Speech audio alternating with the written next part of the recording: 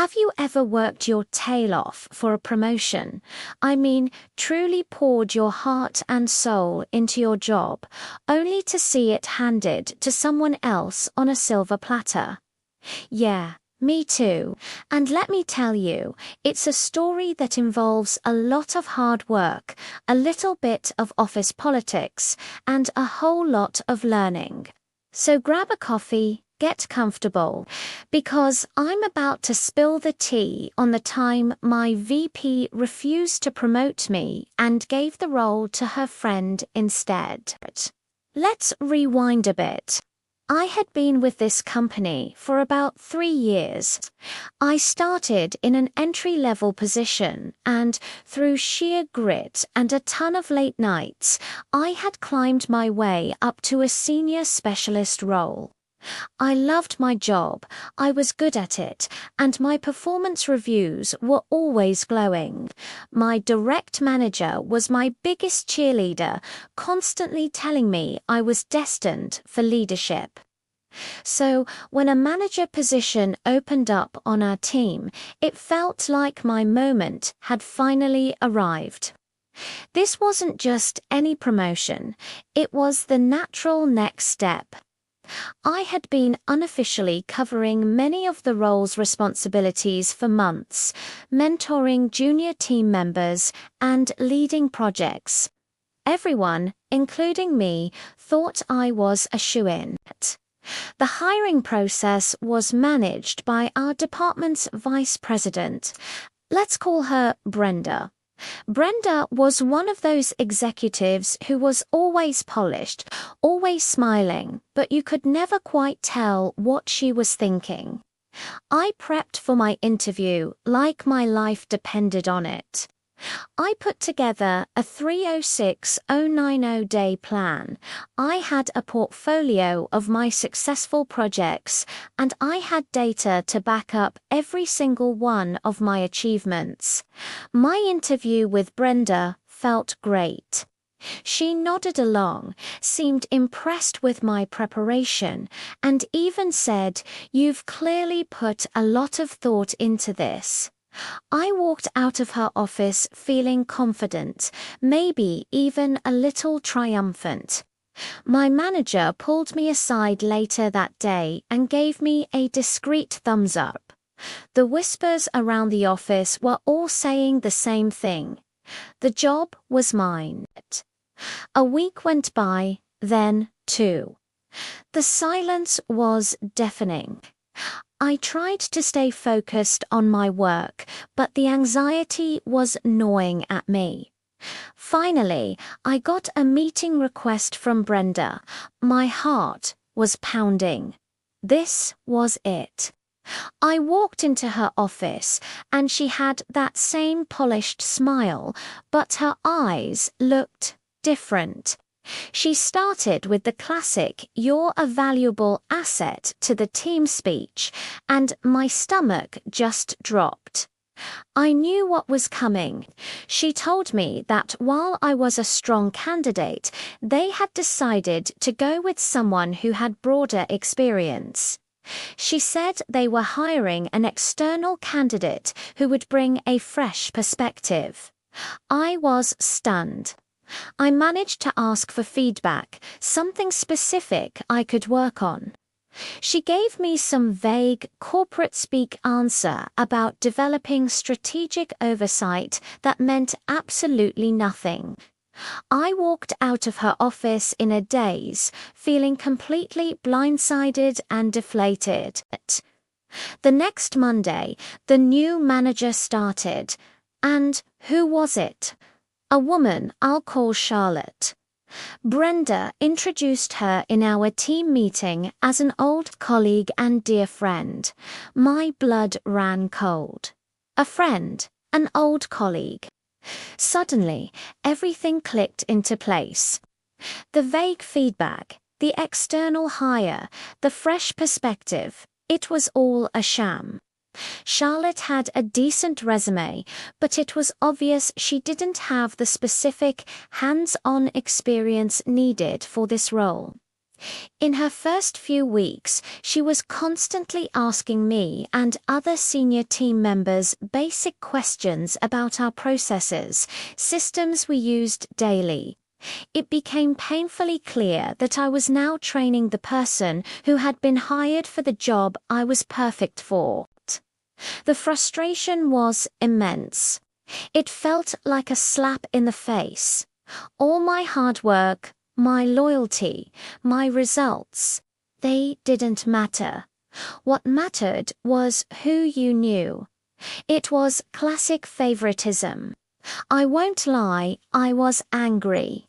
I felt betrayed by the company and by Brenda. My motivation plummeted.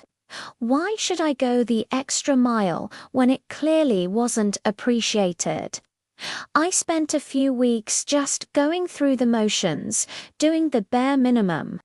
I complained to my work friends, I vented to my family, and I felt sorry for myself. And you know what? It's okay to feel that way. It's important to let yourself be angry and disappointed when something unjust happens. Suppressing it doesn't help.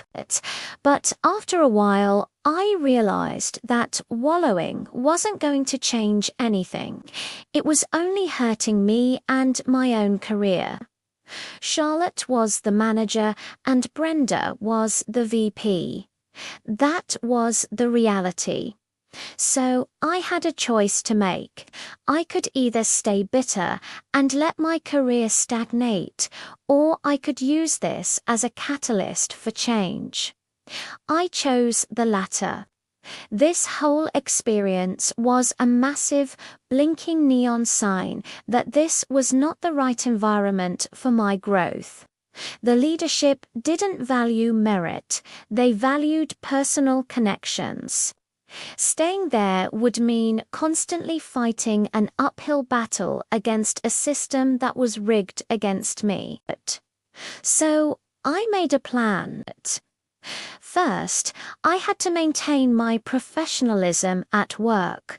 As tempting as it was to be difficult, I knew that would only burn bridges and harm my reputation. I continued to do my job well. I was polite and helpful to Charlotte, even when it grated on me. I was playing the long game. While I was doing that, I started secretly revamping my resume, and I mean a complete overhaul. I quantified every single achievement. Instead of saying led a project, I wrote led a cross-functional project that increased efficiency by 15% and saved the company $50,000 in the first quarter. I tailored my resume for every single job I applied for, highlighting the skills and results that matched their descriptions. I started networking like crazy. Not just randomly adding people on LinkedIn, but having real conversations. I reached out to people in roles I admired at companies I respected. I asked them for informational interviews, not to ask for a job, but to learn about their company culture and their career path. This was a game changer. It opened my eyes to so many other opportunities and company cultures where hard work was actually recognized and rewarded. It also built my confidence back up. Talking to other professionals reminded me of my value and my skills. The job hunt was a process. There were rejections, of course, but this time I was fueled by a different kind of energy. I wasn't just looking for a new job. I was looking for the right fit, a place with a healthy culture and a clear path for advancement based on merit. After about 3 months of dedicated searching, I landed an interview for a senior manager position at a competitor company. It was a step up from the role I had been denied. The interviews were tough, but I was prepared. I talked about my accomplishments with confidence, backed by data. I shared my leadership philosophy and my vision. And then I got the call. I got the job. The offer was incredible. It was a significant title bump and a 30% salary increase. The feeling was indescribable. It was more than just a new job. It was validation. It was proof that my skills were valuable, even if my old company couldn't see it. Putting in my notice was one of the most satisfying moments of my professional life. I kept it classy and professional. I thanked Brenda for the opportunity, and I saw a flicker of surprise in her eyes. I think she expected me to stay put and just accept my fate. My direct manager was sad to see me go, but completely understood and was incredibly happy for me. Looking back, getting passed over for that promotion was one of the best things that ever happened to my career.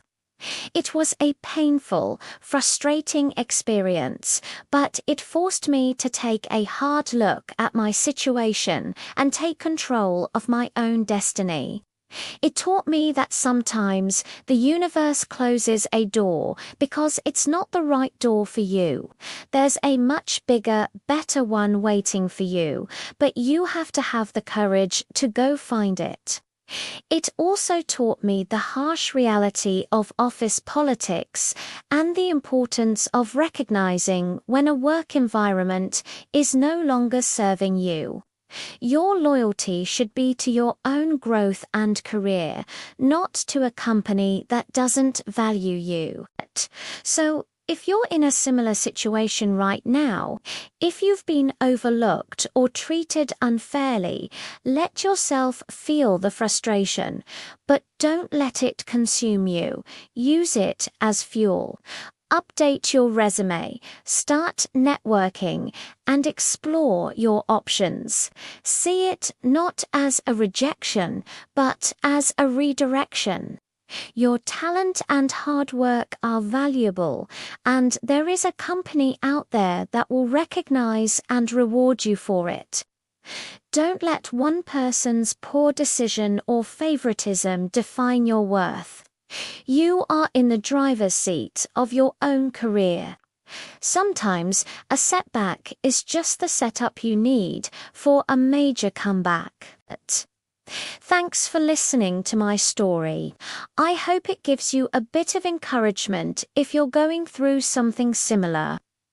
If you've ever had an experience like this, I'd love to hear about it in the comments. Let's support each other. Don't forget to like this video and subscribe for more content about navigating your career. See you next time.